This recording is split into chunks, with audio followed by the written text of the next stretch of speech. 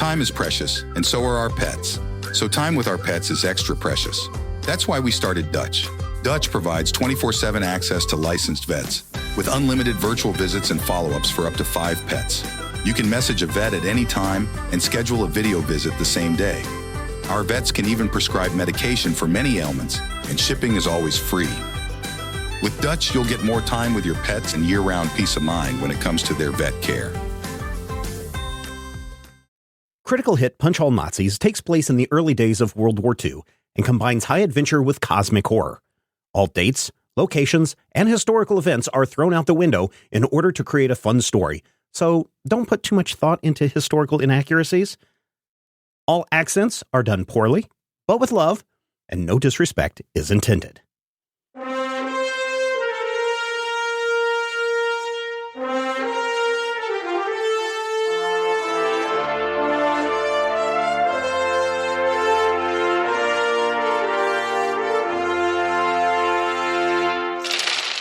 Last time on Critical Hit. Critical Hit.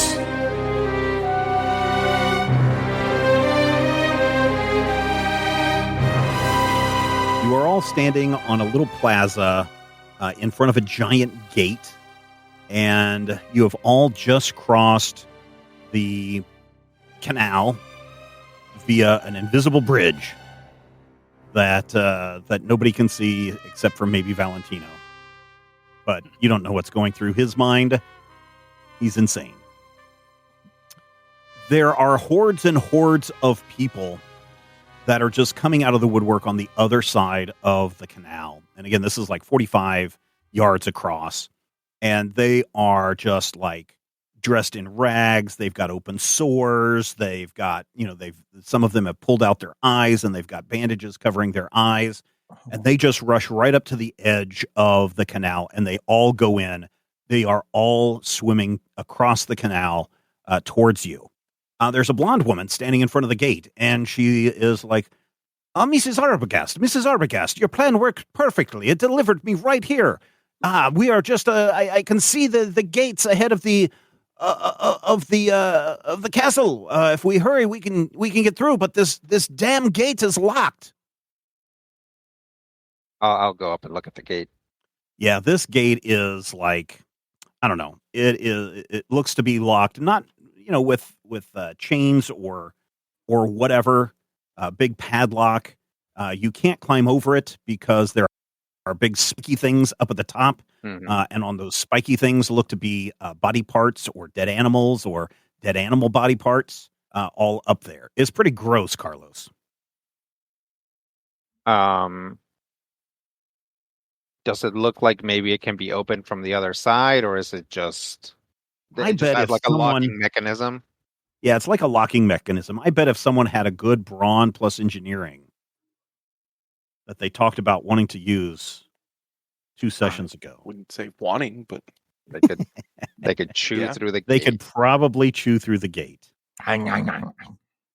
I use gaming plus awesomeness to do that thing where like Mario's climbing up the fence and then he punches it and it flips him over to the other side. Yeah, I can try and muscle this open. All right, D3, brawn plus engineering. D3. Oh yeah. Is it mechanical engineering? I guess. I don't know how locks work. I mean, the other option would be architecture specifically. No, not architecture. Okay. Because none of the other engineerings really make sense for this. All right. It's a D3. Yep, you guys have 1 momentum. I'm gonna give it a shot blind first. See what we can do, unless anybody wants to try and help out. I can try and help. How do I help? So you'll just roll 2 D20s, and you need to, however many successes you get, adds to buggy your successes. And you said this is brawn engineering? Brawn plus engineering. So that's my difficulty as well. Brawn plus engineering. Yes. Mm-hmm. What's that going to give you, Rodrigo? 11. Puts me at a 12. All right, you do it then. I mean, multiple people can assist. We'll Oh, both well. do it. Then we'll all help. All of Valentino, us who put are your swinging. teeth. Just chew on this. Like, Chew on this Hey, side of the fence. pull here. I got this thing. Your friends seem mighty interested in getting across to the other side. Most people just wait until they die. I'd rather not wait till that. Well, we'll find out sooner or later, because if they don't get across, then those fine folks of Carcosa behind us are certainly going to rip us from head to tail. Hey, look, 3 successes. Yeah. Thanks to the Rodrigo got efforts 2 of. successes. His alligators going. Yeah, I did flip the alligator by accident. Oh, okay. Oh, So 4 successes, 5 successes. 5 successes. Yep. So you guys get a little momentum back, and tell me how you guys are able to spring open this lock. Yeah, it's who's taller, Dutch or Doc? Doc, I think. Doc, grab up there. Dutch, Mhm. down there. Pull apart as hard as you can while I give this thing a swift kick. We hold it steady so you can kick it really hard. Just kick it in the right place. Well, Exactly. it's more pull the tension at just the right spot, so when it gets the impact, it pops open. Pops open. The you give it a good swift kick. It doesn't work the first time, but the second time you give it a kick, this crusty old lock just springs open, and the chains just fall to the ground, and the gates swing open. The blonde-haired woman rushes through, and she's like, "Hurry, hurry!" Dr. West follows along with the Arbogast, with the 4 of you left kind of standing there. Dr. Smith is looking. He's like, "I think we better hurry and get through this gate." Yep. We'll grab Valentino. Well, They're going to drag you to the other side. Oh, my goodness. This is not very good, friend. Hey, Blisco. Yeah? If you get a clear shot at that book, you take it. Understood.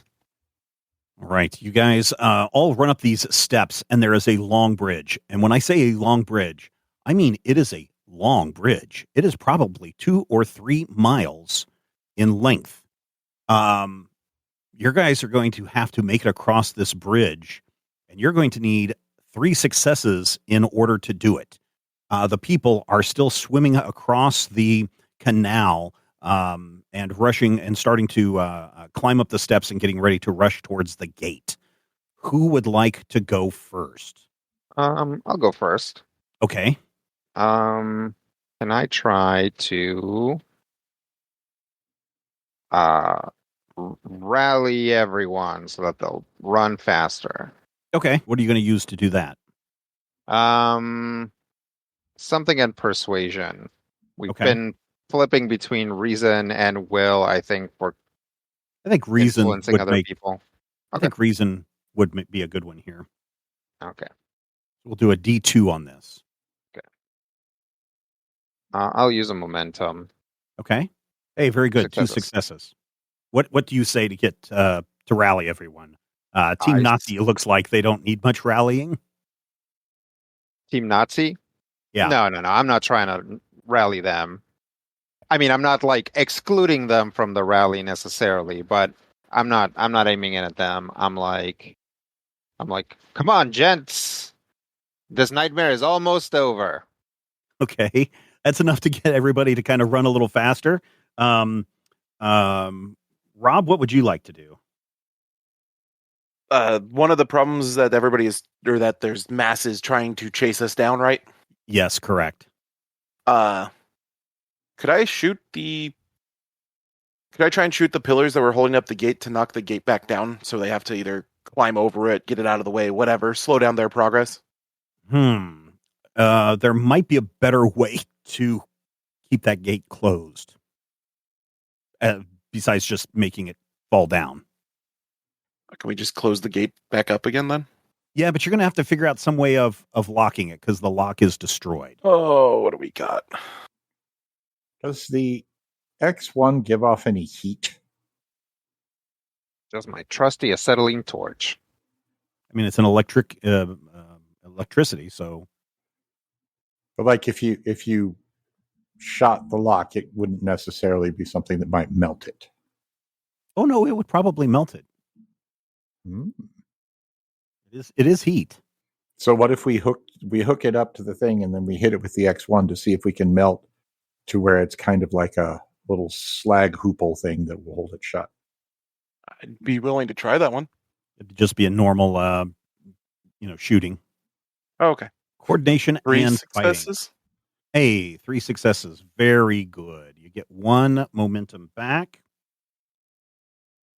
Yeah, so you successfully fire that gun and it hits the gates and it welds it shut. And as the metal starts to cool down, fortunately you're all on the correct side of the gate. These hordes of people just run into the gate and just continue to slam into it and slam into it. As the bodies start piling up, the others start to crawl over the tops of them. Matthew, what would you like to do? Cry, actually, just the idea. Oh, you mean So that would be will plus I'm guessing resilience. I feel like I'd have to fail that roll in order to cry. Okay, so we have makeshift weld to the gate. We are running. Carlos has like spurred us on with a little bit of Nick Furying. Okay. Come on, kids, let's run. Yeah. That's what La la la la la. Well, I mean, he's good at these things. What am I good at? Not a lot. Quick, see if there's someone you can initiate a world conflict with. I declare 400% tariffs on Carcosa. You know, a thumb war. Carcosa is based on an Italian city, and already Doc has had a lot of problems with Italians. Is there like a way that I could observe? Like, I'm trying to decide if I were looking for like, hey, are there any weaknesses in the bridge? Are there points where, hey, we need to avoid this?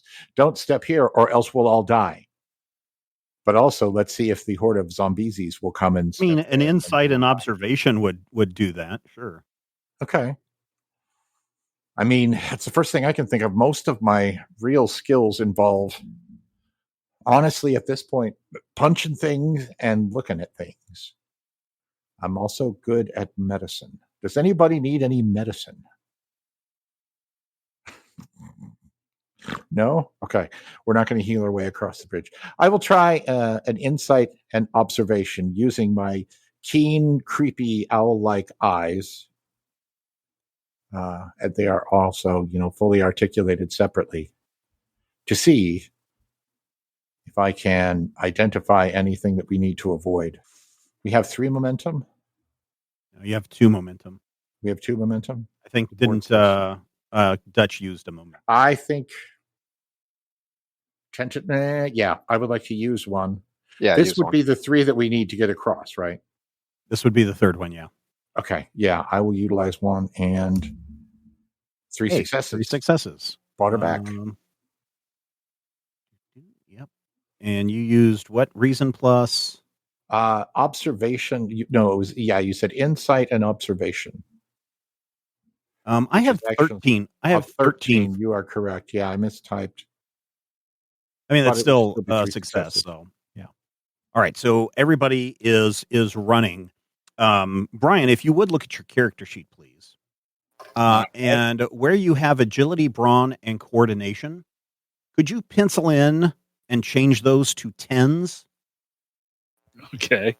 And so your brawn bonus would be a 2, and everything else stays the same. All right. Now, Dr. Smith says, hey, you guys, we better hurry up. We need to probably get to that building over up there before the Arbogast do, or this whole mission is ruined. Ruined, I tell you. And so everybody needs to do an agility and athletics D3. to see if you can run the 2.5 or 3 miles or 5 miles or however long this bridge is. It just seems to go on forever. And fortunately, because of Doc's Keen's observations, you guys notice that there are, the bridge is falling apart here and there. There's parts of it that look not structurally sound, but everybody seems to be jumping over the bridge and making some headway away from, the screaming horde that is slowly trying to climb over the gate. Anybody really good at agility and athletics? No, everybody needs to roll agility and athletics. I know, but if somebody goes first and they're good at it, now wait. They can generate us some momentum for the rest of us to utilize. Yeah. I see where you're going with this, Matthew. Yep. I am a 10. I got a 12. Oh, come on, Rob. You're easily a 10.5. I'm a 13, but we know that Matthew is a solid 10 or a Kansas H.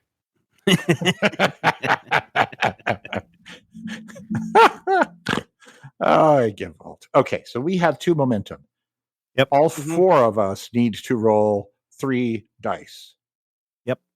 Does anybody? All 4 of you need to have 3 successes. Correct. Right. Genius. Beautiful. Smarty pants. Okay. Does anybody have any way other than the regular rolling a crit? I was actually thinking of spending a fortune here. Ooh. Okay. That's smart too. That's how many fortune do I have? I have 3 fortune. I too will fortune spending. Thank you for reminding me that mechanic exists, Rodrigo. Sure. So if we spend a fortune, that buys us a successful roll, yeah? It gives you 2 successes. Yeah, it turns one of your dice into a 1, so it gives you 2 successes, and then you just roll 1 additional die. Got it. Okay. So, yeah, Dutch is going to sprint like he's never sprinted before, literally to beat his father. Okay. In a motivation. Yeah, in a complete literalization of this entire campaign for him. Should I throw momentum into this too? Probably. Okay, I'll do that. Couldn't hurt. Yep. So 3 successes. All right. Yeah. So you got 3 successes. Very good. Okay. So I'm going to use a fortune for 2 successes. Okay. I'm going to roll like this, and I'm going to get 1 success. That makes 3 successes. Yep. Boy, I'm going to use a fortune for 2 successes. Okay. And I'm going to use a momentum. All right. I'm not good at this. Well, that's okay. Brian has the strength of a madman, I guess, now. There. Oh, Blisco has 0 successes. Blisco, all this running. Man, it's been so long since you've been in boot camp and had to run and sprint this fast. You take 1 fatigue. So did that factor in my 2 successes by default? Yes. Okay. Brian, if you would roll for Dr. Smith. All right. For Dr. Smith? Yep. That's what all those extra 10s are for. I see. But otherwise, you two have the exact same stats. Whoa. It's almost like I didn't want to create a new character sheet. Whoa. And you can also spend 1 of your fortune to let him succeed if you like. Sure. You don't have to.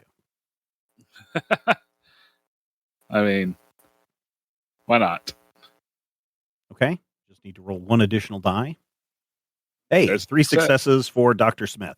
You guys are about a mile and a half into this, and Dr. Smith just is like, for Christ's sakes. And he just turns around and he uses his lightning rifle, and he just starts blasting at the bridge, destroying the bridge, breaking the bridge between the oncoming horde and where you guys are at. And he slows down just a little bit and is walking, and Jarnar Bagass stops as well And he's like, "What are you doing?" And Mrs. Arbogast says, "Don't worry, the doorway is ahead. We can get out of here that way." And at that moment, something large brushes up against the side of the bridge. Something big and tentacly brushes up the side of the bridge, and it shakes. Everybody give me an agility and I guess athletics again for balance. Okay. And it's just a D2. Okay. Standard then. Yeah. Okay. Hey, Steven. Yeah. Do you have how much stress I had marked previously? Apparently, my computer I do rebooted, not. and I lost what was on there and the PDF didn't actually recover correctly. I unfortunately do not. I don't think if I remember correctly from last time, you had not taken any damage because you were in the back. So I don't think you have any physical damage. I shouldn't have any physical. I had a good chunk of mental. Okay, so let me just roll. Just how about you roll a d6 for me? Okay. 1d6. All right, congratulations. You have a critical success. You can mark down 1 mental stress for now. Okay. But everyone else can now everyone can give me an agility and athletics D2. Woo! Blisco is a success. Yeah, you're able to sustain this. Dr. Smith and Valentino are able to catch themselves. Ray has been running right next to you this entire time, Valentino. He doesn't seem winded at all. This guy, and he's wearing a nice suit too. He hasn't even broken a sweat. Hey, a little exercise. I like this. And I gotta tell you, I don't mind running behind that cute woman up there. Yeah. We've got other things to worry about right now. Oh, yes. Yes, we certainly do have things to worry about. And you guys can hear Valentino say, we have more things that we need to worry about right now. I need did Doc roll? I did 0 successes. Okay, Doc, you fall down, you stumble, and you take, whoops, wrong dice. You take 20 damage. No, I don't. You take. I take 18 damage. You take you take 2 physical damage. You stumble and you skid across these cobblestones, and you are skinned up pretty bad. So 2 physical damage. Does my armor do anything about it? It will soak any of that. Yeah. Groovy. And then what about Carlos? Did you make it? Yeah, I got 2 successes. Okay. Yep. You have 2 successes. You're also able to be a little stable. Your dad is a little winded, and he's breathing heavy, and he's just like, if these idiots would have just brought the tablet, we would be safe by now. And Mrs. Arbogast is like, "Oh, John, just hush." And I've got to concentrate. And this big thing just kind of swims underneath the canal, and you can see Blisco, a giant tentacle, kind of slap up on to the bridge and kind of look around for something, and then it kind of slides back down into the water. Dr. West rushes up to the edge, and he's looking over there. "Oh my, that was quite a big thing. Oh, I haven't seen anything that large since my last breakdown." At that moment, I don't know if the rest of you go over the edge to look or not, but at that moment, you can see what looks like a unicorn horn starting to poke out of the water. Oh. Yeah. And you can see Dr. West go, "What is that?" And as it breaks the surface, it kind of looks up at all of you, and he's like, "It's a narwhal." Almost like you've seen this narwhal before. It's Chekhov's narwhal. Chekhov's narwhal. And as soon as Dr. West says, "It's a narwhal," the waves kind of splash around, and this old, cruddy, ruined hat kind of falls on top of the narwhal's head. And he's like, "Norman the narwhal? What are you doing here?" And then he's like, "Uh-huh. Oh, Randolph Carter, you say, hmm? Oh, my arch nemesis. Oh, we could probably make our way over there fairly quickly, yes." And then he turns to the rest of you and he's like, Mr. and Mrs. Arbogast, this has been a lot of fun, but I only came here because I knew that Randolph Carter would be nearby, and I only wanted to catch him. So, toodaloos! And he does a backflip into the water. The narwhal dives under the water, comes back up, and we see Dr. West riding on the back of this narwhal as it kind of moves eastward from where you are all at. Toodaloos, everyone! You, young man, look me up when you get home. I think we have some good things that we could do together. Bye-bye. Good riddance. Everyone else saw that, right? I feel like I Stay Puffed that narwhal into existence. I don't. Dutch you doesn't say did. that. You did. Yeah, I saw that, but I'd rather not think about it right now. Good. I was worried that I was with Valentino. We are with Valentino. Hmm. And then Maybe Ray we can- just kind of looks. Ray kind of looks at you too, just like as everyone else is scowling at you, Valentino. Indeed. Well, we better get you to the other side, friend. And he kind of pushes you along, and the rest of you just see Valentino kind of make a jerking motion forward, like he's being controlled by somebody else. No, that's not weird. Not at all. Not in Carcosa. All right, so the threat of a horde of Carcosan citizens ripping you to shreds and dragging you down into the depths is gone, and the people that we have remaining is the blonde-haired woman, Mr. and Mrs. Arbogast, Dr. Smith, the four of you, and maybe Valentino's companion. No one else knows but Valentino. Right. Does Valentino even know? Oh no, he sees Ray. Valentino sees Ray. Sees, but knows.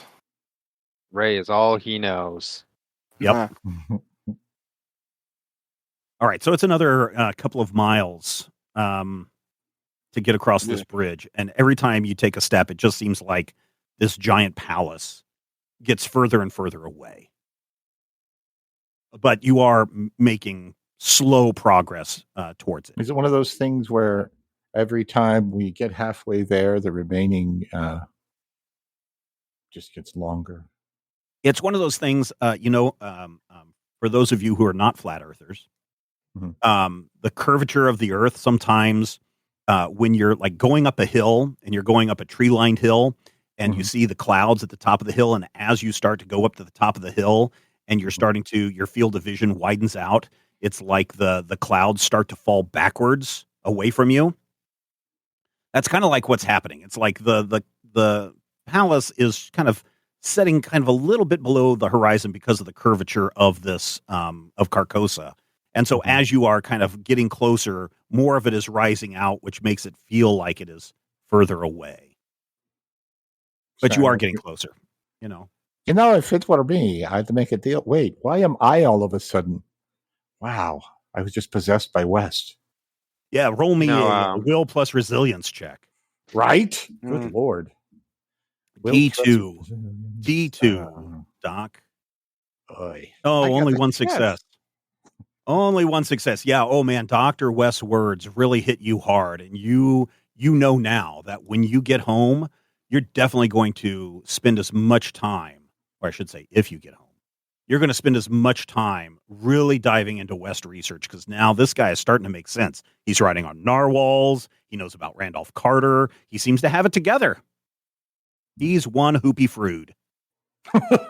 He really knows where his towel's at. Yes, he does. Apparently, it's all wet in the knapsack that he was carrying because he dived into the nasty water of Carcosa. Eventually, everyone makes it to the palace, and you are able to open the palace doors. So you are able to, all of you are able to reach it. And the closer that you get, the blonde woman, just her eyes are becoming more and more manic as she just gets this weird grin on her face. We are so close. The Reich will be so happy with what we bring back soon. Our conflict will be over and we will be able to rule the world together. And John Arbogast is like, yes, the Nazis will be able to rule the world, perhaps. In this, as you open the doors into this palace, it has got to be, I don't know, 200 feet from floor to ceiling. And you can tell at one point this was probably an immaculate greeting area or a place where you would meet the king, who would be sitting on his throne. But now the intricate tile work is faded. It's dusty. It's dirty. It's broken. The windows are caked with probably decades, maybe even centuries of dust and dirt. Like the staff has not been in to clean in some time. The yellow curtains that hang around the windows are tattered and moldy and smell. And you are pretty sure, Blisco, that you can see something tentacly as the curtains blow in the breeze. It doesn't look like the breeze is moving it around so much as there may be something tentacly behind those curtains. At the far end of this hallway is a big altar, and on that altar is a parchment of paper. This is it. We've made it, says John Arbogast, and he starts to move forward. Trying to get the parchment. That's what he's trying to get. He's moving towards it to get to the parchment. Yes. All right. I will also try to get the parchment. Okay. You guys approach the parchment, and as you grab it, Carlos, it feels weird. Like the texture of it is weird, or yeah, something? The texture of it is really, really weird. It is. You would expect that a piece of 500-year-old parchment would feel like parchment, but this feels a little bit different. Like it's a lot more stiff. It's still pliable, but it's very stiff. As you look at it, you can see this incantation. It's in a language that you can't quite decipher, but as you look at it, it starts to make a little sense that, this is a summoning spell that brings Yog, opens the doorway for Yog to come through, Yog-Sothoth. Mm-hmm. And it appears that there's a controlling mechanism into the spell. And Jaron Arbogast is like, give it to me, boy. If you would roll me a hand-to-hand agility and fighting. I will give you a threat for this. All right. I will take that threat. Hey. 3 successes. You are able to yank this paper away from your father. And the blonde-haired woman is, no, this is not yours. It belongs to the Reich. And Dr. Smith just turns and says, would you shut up? And he takes his lightning gun and smacks her in the face with the butt of it. And she goes down. I hold it up and say, light it up, Blisco. All right. I will shoot the thing. All right. You shoot it. Go ahead and give me a coordination and fighting, D3. Although, well, yeah, D3. I assume I don't have a chance to aim. No. Okay. Yep. I'll try. Ah, man. Oh, you miss. Okay, so you hit this thing, and you can feel it getting hot. Carlos, you can feel the heat radiating off of this scroll, but the parchment doesn't burn. But it kind of glows a little bit. Aha, says John Arbogast. Shows you the power of Yog-Sothoth is protecting this place and this scroll. It is meant to be mine. I blow on it to see if I can start, like how you blow on a fire. Like, yeah. How about you give me an observation and insight? Never. Oh yeah, no problem. Observation, all of 11, 1 success. Hey, very good. you look at this thing and you notice that while it was glowing, it was kind of a greenish color. Mm. And you did feel the scroll heat up in your hands. Okay. This time I will throw it up in the air, and I will also shoot it. All right. And hopefully also Blisco shoot it. And Dr. Smith, so Brian, you can also shoot this. So, Rodrigo, I need you to do a D3, and I need, this is coordination and fighting. Okay. And I need Blisco and Valentino, or, well, in this case, / Dr. Smith. You are all going to assist on this. Okay. So I only roll one die. You only need to roll one die. Oh, shoot. Good job, Brian. I'll give you a threat. Oh, that tracks. Oh, no. Wow. Oh, no, Blisco. Oh, no, there is no aim. Oh, no. This is not good because there is a weapons malfunction. Wow, we finally got a weapons malfunction. Yes, finally. Yeah, because I so wasn't able to aim here. I assume I wasn't able to aim here. Roll a D5. A D5? Okay. Yeah, I don't know why it's. I mean, physically, it'd just be a D10, and you'd have it. Yeah, But yeah. computers exist, so. In the digital world. Beep barp. Okay. All right. So here's what's going to happen. Rodrigo, you got a success on this. I So got 3 congratulations. successes on this. You got 3 successes, which is what you needed. The scroll, whatever the material was that made up the inner parts of this scroll, like it was, the paper was combined with something else Mhm. to make it somewhat fire resistant. And it was fire resistant enough to withstand 1 lightning gun, but not the combined heat and energy of 3 lightning guns. As you throw this up and it tumbles around in slow motion, the 3 lightning guns energies all converge, and there's this just brilliant blue flame just exploding into the scroll, and you can all in slow motion hear John Arbogast going, "No!" And Ray is like, "Huh, I didn't expect that to happen at all." At the same time that happens, Blisco, the prototype, starts to spark. Please roll a D. Let's see. What am I supposed to roll here? The damage one we roll, got was dangerous discharge. Dangerous Roll discharge. 1 Yeah, damage I guess for you each just creature. Okay. So roll one die for each creature, friend, or foe within close range. Each effect rolled causes the creature to suffer 4 physical stress with the stun effect. So there are Valentino, Doc, Blisco, Carlos, Dr. Smith, Mr. and Mrs. West.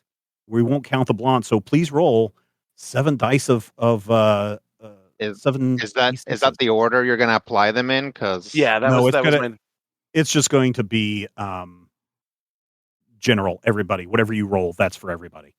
That's crap. not how the thing. Roll 1 for each creature, friend, or foe within close Yes. range. Each effect rolled causes that creature to Oh, suffer okay. 4 physical stress. so Yeah, each okay, person is assigned 1 die. Yeah. Oh, okay. So we I can can- either we can roll go- 7 we separate can- times, or we Yeah. can put them in the order. Yeah, we can write out a list, or we can just go one at a time. Let me just write this out. So, Okay. First one up is Blisco. You want me to roll 7 separate times? Okay. Yep. Oh, so you take 4 dice worth of damage, and so that will be No, I take. Oh, is it 4 dice worth of damage? That's better, honestly, than taking. I mean, One, because two, it can three. be worse, but still. Yeah, you take 3 physical stress, Oh, hey. and you fall down stunned. Next. Next up would be, let's say, Dr. Smith. Oh, that's going to be. Also, one effect. And so, Dr. Smith will take Brian. Whoops, I just lost 2 of my dice. I got to get these before the dog eats them, so hold on. Because she definitely will decide these. She decides that these things are definitely things to chew on. Dr. Smith will take 4 damage, and he is also stunned. Dr. Smith has the same amount of stress that you do, Valentino. All right. What about armor? Same. Okay. Okay. Now, next up will be Carlos. Hey. All right. Nothing. Carlos, this thing blasts and you just raise up your arm and you catch a little bit, but it's not that bad. Doc. Is that Doc's damage? He gets he gets 3 physical damage and you are stunned. Does my armor do any good? It will absorb any damage. It won't absorb the stunned effect. Okay. So how much damage did you take? 1. And you have an armor of 2. Okay. Yes, I do. John Arbogast. Hey. He takes 2 damage. And he is stunned. And Mrs. Arbogast, she does nothing. And then who are we missing? Is that everybody? Oh, Valentino. Yeah. Okay. Hey. Nothing. That's weird. Okay. Yeah. That's weird how it's all like, you rolled nothing but 1s, and then you get to Valentino and you roll a 2. That's really weird. That's really weird. All right. I mean, I also rolled 0 blanks. Yeah, that's true too. Valentino, you just see a beautiful light show, and Ray pulls out a pair of sunglasses and puts them on. He's like, I haven't seen anything like that in quite some time. And as that blue glow starts to die and the little embers of the scroll start to float down, congratulations, the scroll of Solomon, Key of Solomon, has been destroyed. But as those things start to float down, Ray leans over to Valentino and says, but the big show is just about ready to begin. And behind the altar, let me get rid of the scroll. Behind the altar, there is a swirling mass that starts to open. And as this black swirl starts to get bigger and bigger and bigger, just this blinding yellow light just pours out of this, filling the entire room with light so blinding that everybody who is not wearing sunglasses find it's very hard to see. You're so stunned by everything that is coming in. And Valentino, as you're standing there, you just see this as a warm, welcoming light. Like, this is the greatest thing in the world. And then you hear say, ladies and gentlemen, the unspeakable, he who must not be named, bound to the starlight of Arbor Baran, he is the king in yellow, Hastur! And this creature emerges out of this hole, and he is massive. This is not the king in yellow that you saw during the play. This is the king in yellow.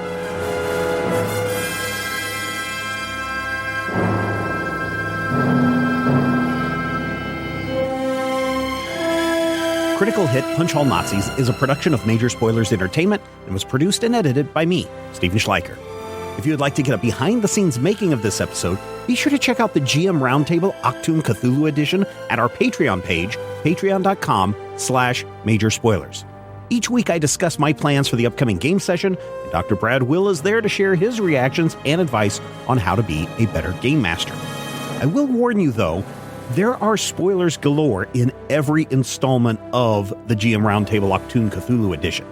So, if you don't like spoilers and don't want to know what I'm planning next, don't listen to these episodes.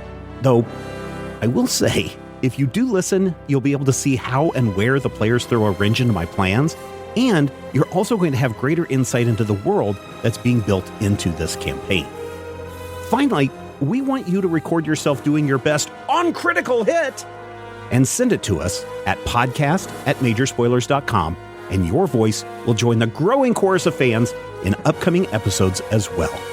Thank you again for listening this week, and here's hoping all of your dice rolls are critical hits. This podcast is copyright 2025 by Major Spoilers Entertainment, LLC. Time is precious, and so are our pets. So time with our pets is extra precious. That's why we started Dutch. Dutch provides 24/7 access to licensed vets with unlimited virtual visits and follow-ups for up to 5 pets. You can message a vet at any time and schedule a video visit the same day. Our vets can even prescribe medication for many ailments, and shipping is always free. With Dutch, you'll get more time with your pets and year-round peace of mind when it comes to their vet care.